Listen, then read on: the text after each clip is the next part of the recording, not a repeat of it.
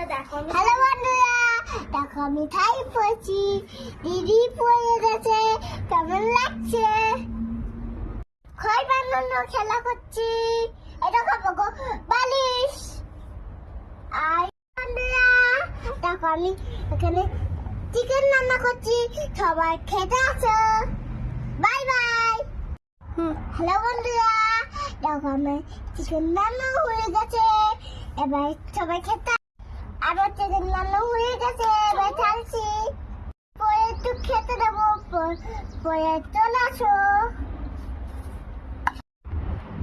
দিদিকে আমি ভাত বেড়ে দিচ্ছি, খা কাটি বেছে দি।